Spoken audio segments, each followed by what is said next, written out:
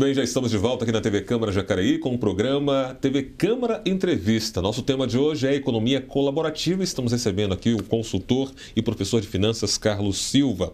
Já explicamos um pouquinho o que é a economia colaborativa para o nosso amigo que está chegando agora entender um pouquinho mais desse tema.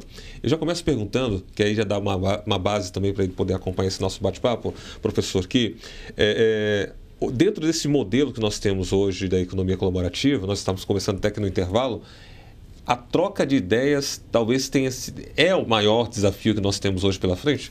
Seria esse? Com certeza, com certeza. Muitas pessoas entendem que o capitalismo somente como uma troca de valor, ou seja, por causa do denominador comum, que é a moeda. Na realidade, é muito mais difícil você trocar ideias, trocar informações e principalmente trocar valores. Então, tudo isso faz parte do sistema transacional humano. Toda vez que nós estamos negociando, nós estamos colaborando com as outras pessoas. E as pessoas estão colaborando conosco. Eu mesmo sempre, quando estou em sala de aula, eu sempre digo para os alunos, nós não estamos aqui, eu não estou aqui para ensinar vocês e nem para dar aula. Como a gente tem aquele modelo, aquele formato. Na realidade, nós estamos fazendo uma troca de experiências. Vocês têm a vida de vocês, as experiências profissionais de vocês, eu tenho as minhas experiências, talvez um pouco mais de experiência, por isso que eu estou aqui como professor. Mas no fundo, dentro de uma sala de aula, o que funciona realmente na educação para que as pessoas possam, são os exemplos, as trocas, as informações. Isso começa na família. O que você observa primeiro? Exatamente alguma coisa, alguma ideia que alguém passa para você. E aí você absorve essa ideia, ou você refuta essa ideia, você critica essa ideia, e isso é que enriquece todo o processo.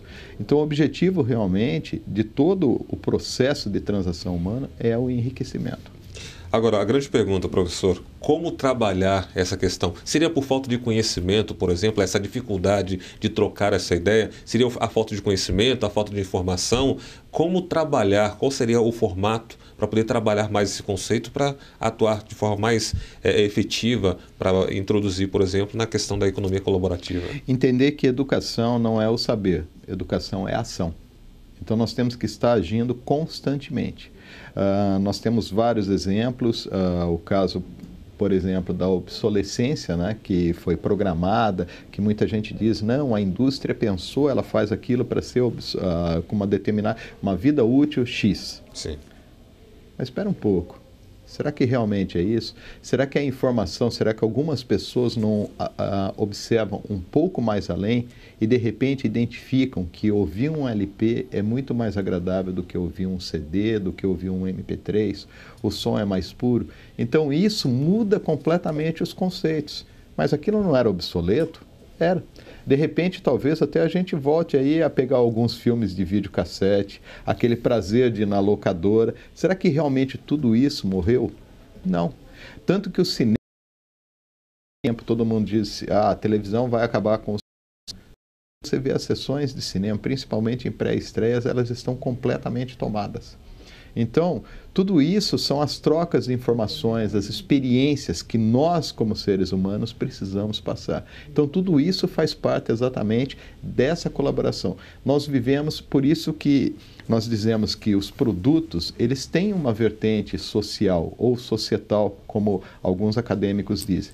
Porque nós reconhecemos as utilidades positivas e negativas desses produtos. E nós temos exatamente que aproveitar essas utilidades. A gente sabe que tem coisas negativas. Às vezes é ruim no cinema, acabou aquele cinema, por exemplo, da praça, mas hoje você tem o shopping center, você tem uma outra forma de você estar tendo as experiências. Então, tudo isso faz parte exatamente desse processo. Essas são as trocas de valores e de ideias e experiências que nós estamos vivenciando nesse século XXI.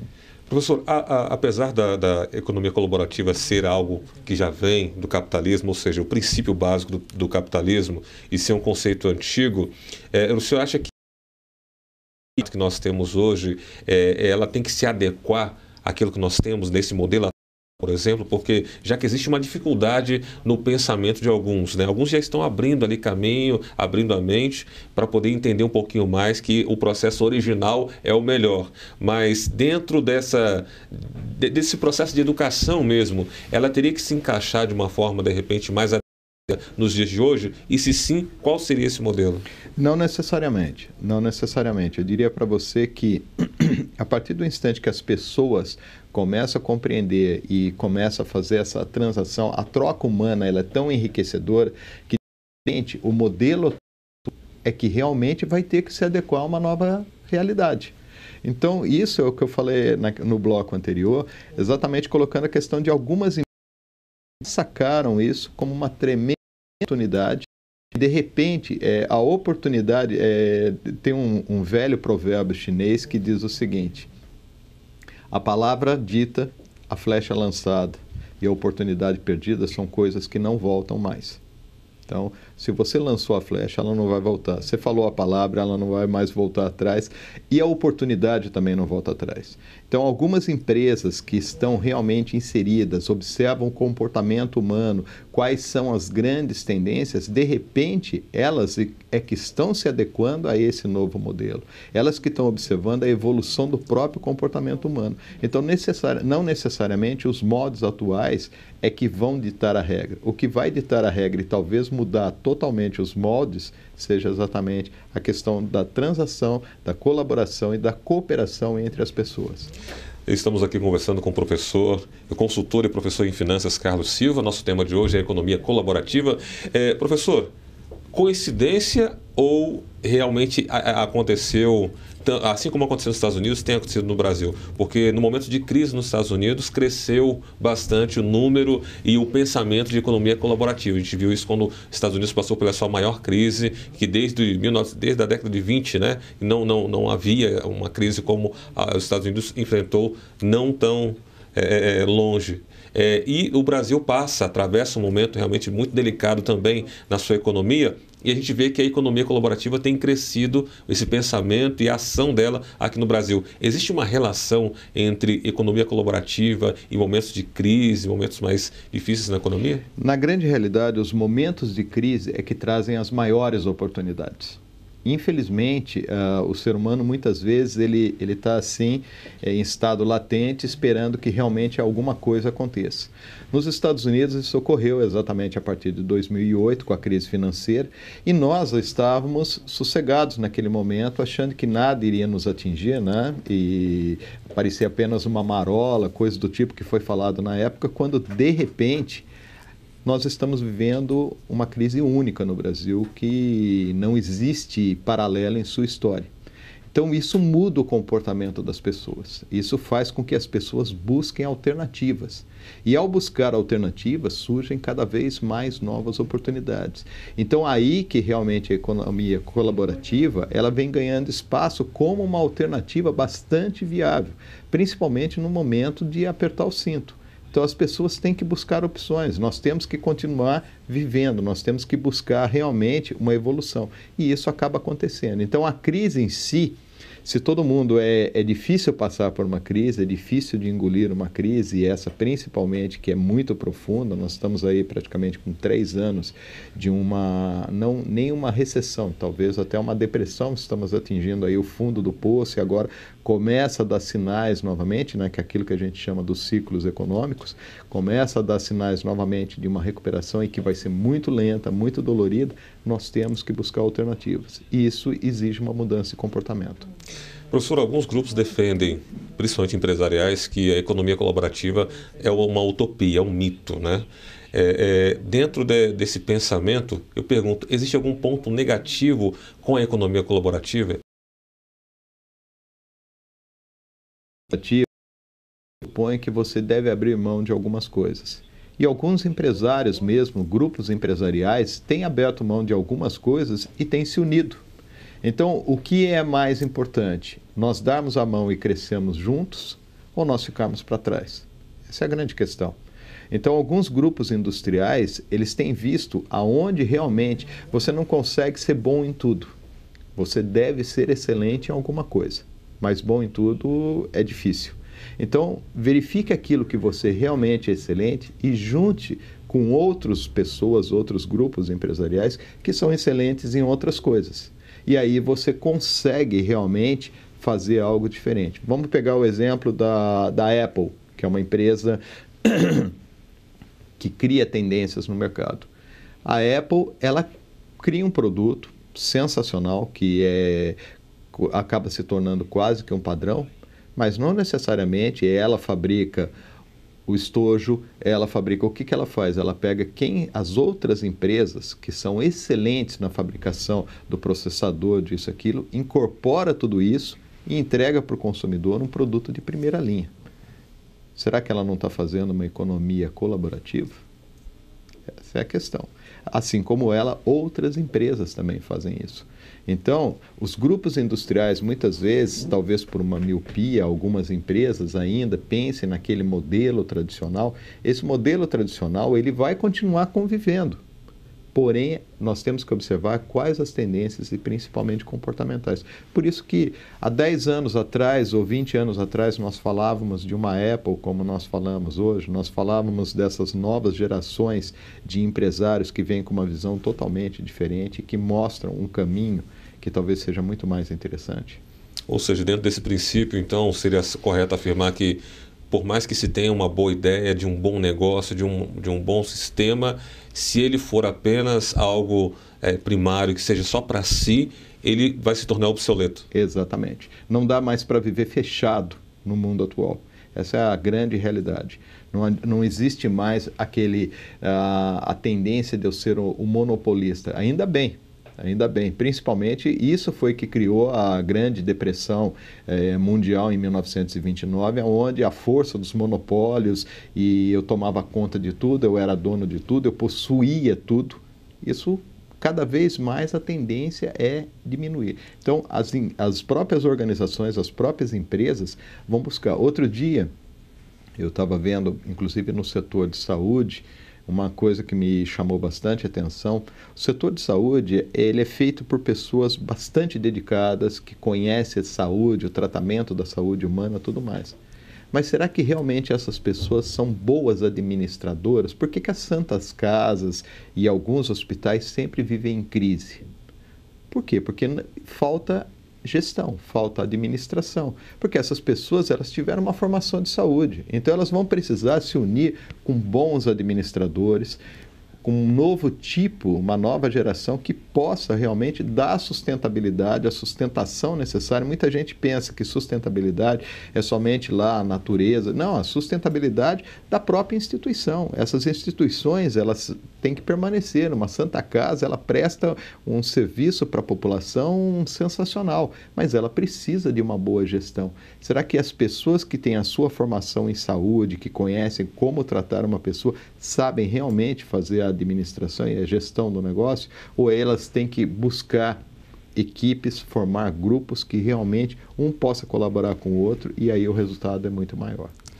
Professor, dentro desse pensamento, qual seria o papel, por exemplo, da população, digamos, empresária, da população, do poder público e também do poder privado, ou seja, das empresas, né, do setor privado, dentro desse processo para termos aí um bom processo na questão da economia colaborativa efetiva? Principalmente, nesse momento, o Brasil é um país extremamente formalizado e regulamentado. Nesse primeiro momento, é não regulamentar coisas que nós ainda não sabemos, que ainda é uma tendência e que nós precisamos saber aonde ele vai desembocar.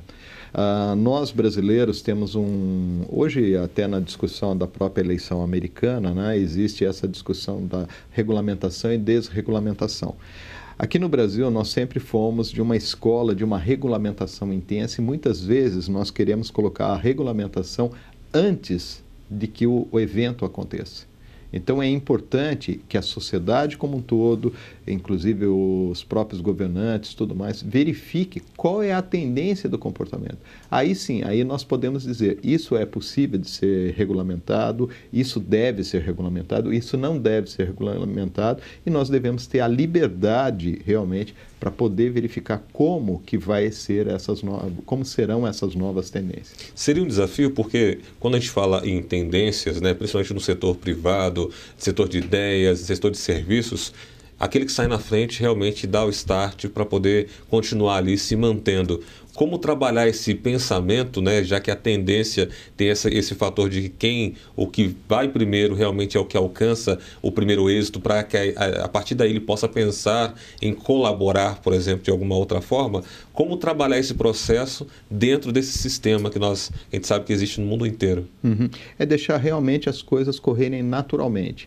O problema hoje no Brasil, e a gente vê uma discussão muito forte na nossa sociedade, que nós somos tão regulamentados com tantas coisas que nós precisamos voltar atrás, e a discussão está como desregulamentar uma condição de trabalho, por exemplo.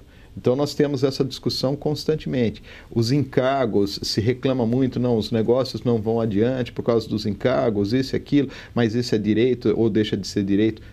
É melhor deixar a coisa correr naturalmente, verificar qual realmente vai ser, chegar a um determinado ponto, como que isso vai transcorrer, para daí sim nós criarmos uma regulamentação inteligente e uma forma inteligente, aonde sustente cada vez mais a arrecadação do governo. Isso é interessante, sustente exatamente a sociedade num processo de sustentabilidade onde a sociedade pode enriquecer e que todos os cidadãos possam receber esses benefícios de uma forma mais equitativa.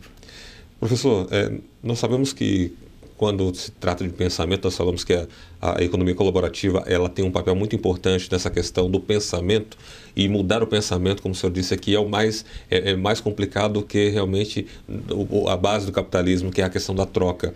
Como que deve acontecer, por exemplo, as famílias devem proceder para poder que essas novas gerações que vão viver mais efetivamente essa economia colaborativa a partir desse start que o Brasil está vivendo agora, como que ela deve proceder?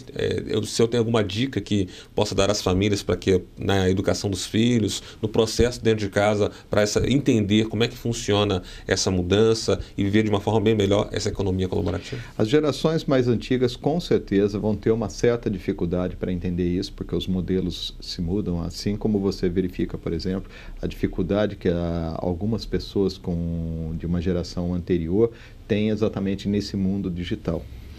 Naturalmente, a aquisição dos equipamentos, até pouco tempo atrás, era praticamente impossível você ver uma criança de 10 anos andando com um smartphone. Hoje você já vê isso como uma coisa quase que rotineira. Verdade. Então, isso muda o comportamento, inclusive, da própria família. A família, antigamente, a pessoa saía, não existia comunicação. Hoje, o tempo todo, é exatamente o contrário. Olha, estou ligando para saber como é que você está, isso, aquilo. Então, as famílias vão ter uma certa dificuldade, mas como que ela pode colaborar isso? Ela pode colaborar isso exatamente preparando essa base. Como eu falei novamente, educação não é o saber, educação é ação. E essa ação começa exatamente no berço, na família, levando exatamente essas pessoas a entenderem que nós estamos num processo de transição, esse processo vai mudar, quais são as tendências, e nos adaptarmos da melhor forma possível. Não é uma tarefa fácil. Não existe tarefa fácil. Se alguém chegar a falar, não, isso é simples, vai acontecer dessa forma, ninguém tem bola de cristal. O que nós podemos preparar realmente é olhar esse futuro, ver como ele se canaliza, se a economia colaborativa, que vem sendo cada vez ampliando mais os seus espaços, tudo, possa ser um bom exemplo e esse exemplo possa ser passado para essas gerações. Muito bem, nós estamos chegando aqui ao final do nosso programa TV Câmara Entrevista, hoje falando sobre economia, falamos aqui sobre a economia colaborativa. Quero agradecer aqui a presença do consultor e professor de finanças Carlos Silva. Obrigado. Professor, para fechar, eu sei que, como o senhor falou, que é uma tendência que tem que deixar seguir e estar acompanhando, mas como que dentro desse cenário atual que nós estamos vivendo e dentro dessa tendência que o Brasil está vivendo também, caminhando para a economia colaborativa, como é que o senhor vê a curto e a longo prazo o Brasil dentro desse novo processo? O Brasil agora ele está nesse momento exatamente buscando novamente reconstruir as suas bases macroeconômicas que nós já saímos muito atrasados. Isso aconteceu na década de 30 em outros países no mundo. No Brasil isso só foi acontecer a partir da década de 90 com o Plano Real e todas as mazelas que nós passamos da alta inflação. Então nós já saímos atrasados. O grande ponto agora, como nós estamos inseridos realmente nesse mercado mundial, estamos vivenciando cada vez mais, a partir inclusive agora das Olimpíadas, eu vi os hotéis no Rio de Janeiro estarem com a sua capacidade quase que plena, tomada, full, e a própria prefeitura lançar mão de uma plataforma de aluguel não de imóveis, mas de espaços para receber turistas do mundo todo. Então, isso já mostra uma nova tendência. Então, essa colaboração entre o poder público e exatamente as pessoas e a economia privada faz com que a gente tenha essa tendência. Então, o Brasil está numa tremenda de uma oportunidade. Essa talvez seja a grande oportunidade. Não vamos sair atrasados como nós saímos na parte macroeconômica. Já estamos inseridos, temos que recuperar agora por causa da crise, mas estamos inseridos e o importante é dar continuidade a isso. Tá certo, mais uma vez obrigado ao consultor e professor de finanças Carlos Silva. Pedimos à nossa técnica para colocar os seus contatos, eu estou à disposição daqueles que quiserem aprender um pouquinho mais sobre este tema e outros temas também ligados a esse assunto. Com certeza, eu agradeço muito a atenção. Maravilha. E por aqui vai ficando mais um programa TV Câmara Entrevista, mas não deixe de conferir a nossa playlist completa no youtube.com/TV Câmara Jacareí, assim como curtir a nossa página no Facebook, facebook.com/TV Câmara Jacareí. Obrigado pela companhia e, claro, continue ligado aqui na TV Câmara Jacareí, a TV pública da cidade.